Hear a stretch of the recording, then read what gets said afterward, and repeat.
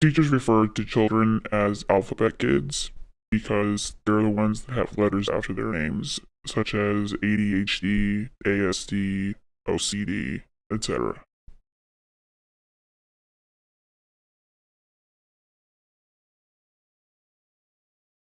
So we are focusing now on doing more early identification, working together with a continuum work group to identify some of those behaviors that might indicate mental health issues to come, trying to educate our staff and enlist them in identifying those kids.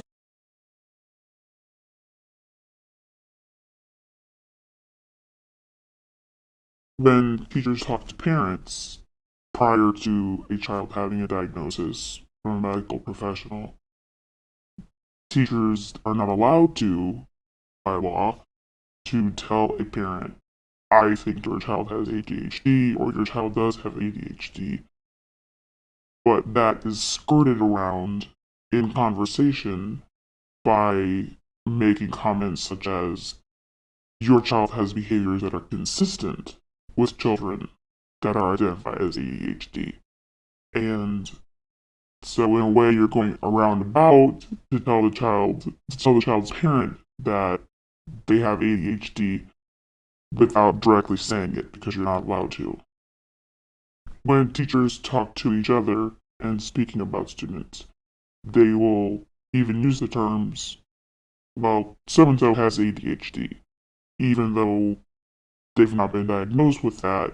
It's just common knowledge on some level that certain behaviors equal that. And so teachers do discuss students as having those conditions, even though they haven't been diagnosed as having them yet. My previous assistant principal, anytime you would come to her with issues with a student, whether it was they were having learning issues, they were having focus issues, when you would talk to her, I have real concerns about this student, I'm not really sure what to do, they're having a hard time, they're struggling. The first comment typically out of her mouth would be, well, do they have ADHD? Do you think they have ADHD? And that was the first go-to question. When you have an administrator, such as an assistant principal, when the first thing out of their mouth when you bring up an issue with a student that you need help with, a student that's having difficulty, when their first comment is, does a child have ADHD? Do you think they have ADHD? That's providing an environment where it's giving you something to look for, where you may not have been looking in that direction at all, and maybe you shouldn't be. But once that seed is planted, you can't unring that bell once the administrator has put that out there, and that's creating an environment where you're looking for something that may not be there. When a teacher suspects that a student has ADHD, the first step is to always have a parent conference and to discuss with the parent. Your child is having troubles focusing, they're having troubles paying attention in class, they're not following directions, they're not sitting still in their seat, they won't stay seated, those types of issues that are happening in class. And it is strongly suggested by administration to tell the parent, would you please consider taking your child to the pediatrician? Have you considered talking to your doctor about this? And to document those conversations in detail with those very specific problems and behaviors, and recommending to a parent that they take the parent conference form with all of that written with them to the pediatrician and share it with the pediatrician.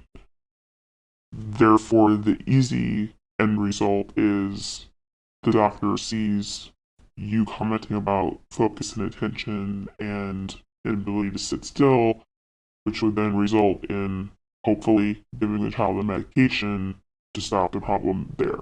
It's a very quick fix. In having parents in for a parent conference regarding a student's focus and attention issues, after the first conference, if that does not result in a parent taking the child to the pediatrician and looking for a diagnosis and there is no result, the teacher will have the parents in again 4 to 6 weeks later and have the same focus and attention conversation again and request the parent take the child to the pediatrician.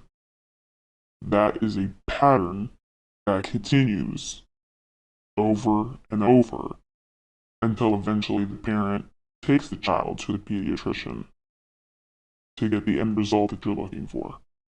My experience has been that some pediatricians will provide a diagnosis of ADHD and medication to one of my students without any evaluation or scales being filled out by the teacher, myself, and other pediatricians will respond by sending out behavior forms, scales for me to fill out to provide them further information. There are a number of different behavioral rating scales and forms that have to be filled out, and in doing so, there may be 70 or 100 and some different issues and questions on them. And the technique is to first go through and identify the ones that you solidly know the answers to without question. It's just an instinct. And skip over the ones that are questionable that you may have to think about. And kind of go back and look over your answers, tally up some totals to kind of get an idea of where you're at. Then you can go back to the ones that are in question and put them in light of, well, it could kind of be this or this, but I'm going to go with the one that's in the direction to my favor for how I would like the form to have an end result. I have never in almost 20 years had a pediatrician contact me regarding a student in terms of ADHD or any condition. Recently, I overheard a conversation between two teachers where one teacher said that the mother was refusing to medicate her child and therefore she was going to begin paperwork to have that child placed in a behavioral unit for emotionally handicapped children. Essentially, that teacher is giving the parent a choice. Either give your child a pill or have them placed in a class with emotionally handicapped children. It's a lot easier to have a parent give a kid a pill than it is for me to work 10 times harder and put into place 20 more strategies and try to fix problems in my room that require so much more effort than I already put into my job day after day. That it's an easy way out. The trend recently in school that seems to be increasing each year is to identify as many children as possible with as many potential problems as you can, whether it's identifying them as having behavioral issues in terms of emotional handicaps or learning disabilities, or whether it's ADHD or autism spectrum disorder or oppositional defiant disorder, obsessive compulsive disorder. Over the past 10 years in first grade, we start every year with 4 or 5 students already identified as having a mental, behavioral, or learning disability out of 120 to 140. This year, we started with 18 already identified as having a problem, and that's unheard of. What's different this year to make that 18 is that we've gone to a performance-based pay for teachers. Performance-based pay is driving teachers to identify as many students as possible with mental, behavioral, and learning disabilities. Because you can bet if my paycheck is going to be based on the student's performance, I'm going to identify as many issues as I possibly can to justify any negative data that may come out of their performance. This year with performance-based pay, the data that's being collected for each classroom's performance is being posted in common areas for all teachers to see, not only how they're doing, but every other class as well. That's pitting teachers against each other and creating an environment of competition. In creating an environment of competition between teachers, that is only going to result in teachers trying to justify why their students are performing the way they are, and will therefore result in teachers, out of desperation, trying to have more students identified as having mental, behavioral, or learning disabilities. When you threaten a teacher's job and her ability to provide for her family, that will only motivate her to identify more and more students as having mental, behavioral, or learning disabilities.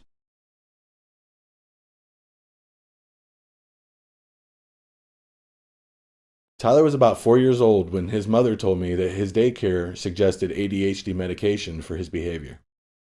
When Tyler was first placed on the medication, the doctor gave him 10 milligrams of Adderall. It seemed that the medication wasn't working. He wasn't doing any better in school, so they decided that they wanted to continue to increase the dosage. He went from 10 milligrams to 30 milligrams extended release in just 2 years' time. When Tyler came into my full-time care at 6 years old, he wasn't the little boy I remembered. He was like in a zombie-like state. He was lethargic, withdrawn. Couldn't even tell me how his day went. While on the medication, Tyler experienced other side effects like headaches. He went to the clinic so often that I thought he was faking it. But then I got a call from the school telling me that Tyler had an incident. They told me that Tyler was on the playground with another boy and told that boy that he was going to murder his family with a machine gun. At the time, I didn't know that stimulants can cause psychotic behavior, and I didn't connect the dots. Tyler also had gastrointestinal side effects that got so bad that I decided to get him off that medication again. I talked to Tyler, and he told me he didn't like the medication. He didn't like the way it made him feel. He asked me if he could stop the medication, and I told him I would do my best to try.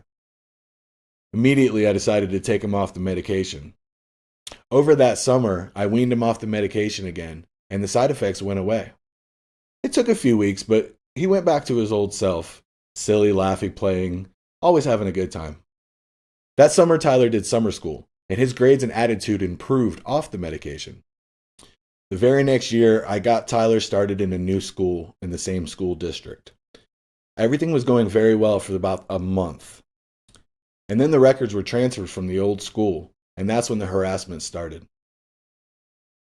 We started getting phone calls and notes almost daily, trying to persuade us to put him back on the medication. I got a letter from the teachers telling me that I needed to come in for a parent-teacher conference. The day of the parent-teacher conference, I was greeted by 5 administrators. There was a guidance counselor, the vice principal, the principal, his teacher, and a DCF caseworker. When I got into the conference room, there was a child's chair that they had motioned for me to sit in. But on the other side of the desk, there were 5 adult chairs. I didn't think anything of it. But while sitting there and having the conference, I felt like they were talking down and looking down on me the entire time. They taunted me with phrases like, "Don't you want what's best for your son? Don't you care about his work performance in school?" Of course I wanted what was best for him. I told them that I was opposed to the medication because of the way it made him feel and act. The DCF worker then chimed in that if I had not given him the medication, that I could get in some trouble. Trouble, I thought. Were they going to take my son from me? I honestly felt threatened that if I didn't give him the medication, that they might take my son from me. What was I to do? Well, I have to admit they were pretty persuasive. After that meeting, I decided that maybe the medication might be the best way to go. Decided to call his doctor and start treatment again. That's when I called his doctor and they renewed his prescription for Adderall, 30 milligrams, extended release. After Tyler got back on the medication, his gastrointestinal side effects started right back up again. I called his doctor, and that's when he told me that it was a side effect of the medication. Because Tyler was experiencing side effects with Adderall, the doctor suggested that we change him to methylphenidate, and then placed him on a 30 milligram dose. He was only 23 pills into that new medication when he died.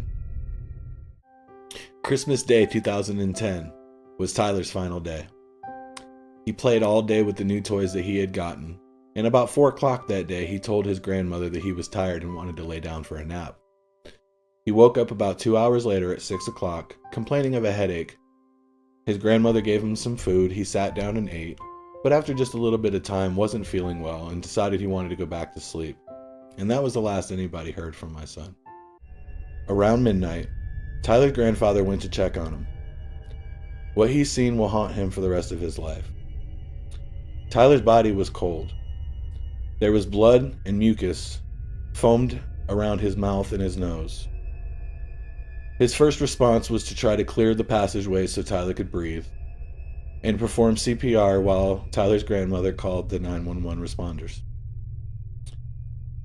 During that time, they performed CPR and did everything they could to try to keep Tyler around. But unfortunately, Tyler had already left.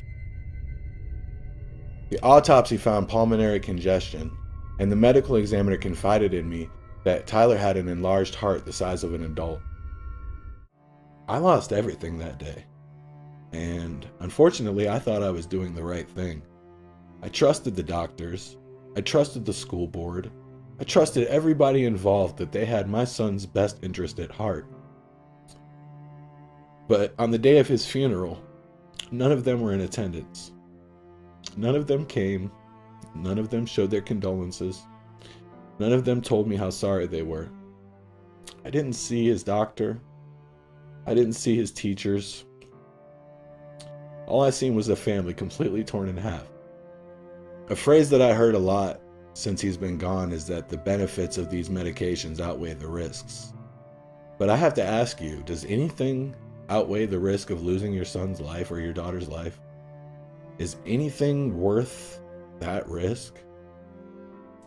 So please think, please do the research, please make better decisions for your children. Because in the end, we're the only thing protecting them.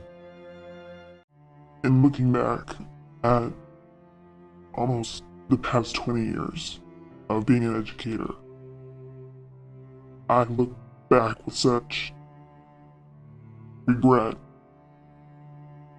over all of the parents I have pressured and have witnessed being pressured to take their child in pursuit of a diagnosis to try to make my job easier and to lift some of the burden off what I have to do on a day-to-day basis. I regret a lot of those children who were put in a position where they weren't in control of that, where that control was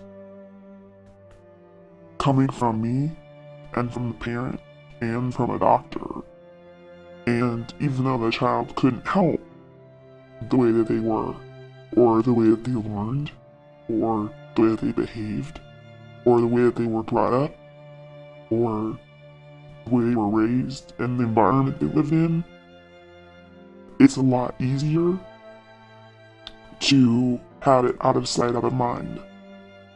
To know that a parent will just give them their pill in the morning, and my job will be a lot easier.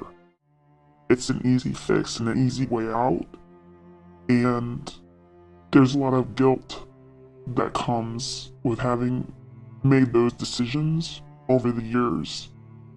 Even if they were decisions made for self-preservation, whether it was to save my own test scores, or my own job, or my own sanity,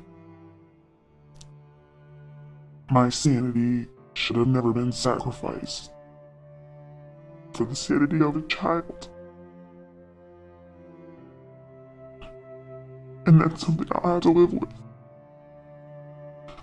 But all I can do is be aware of it from now on and be conscious and to put in the effort that's needed to avoid putting another child in that situation. Because it's not their responsibility and it's not their fault. And we all have to work harder. And we all have to do more. And we all have to do better as educators and as parents to ensure that we preserve their minds, because that's the most valuable commodity that we have as a country and as a people. It's done. Video's done. Video's done. Yeah, video's done. Come on, dude. It's done. Do your video.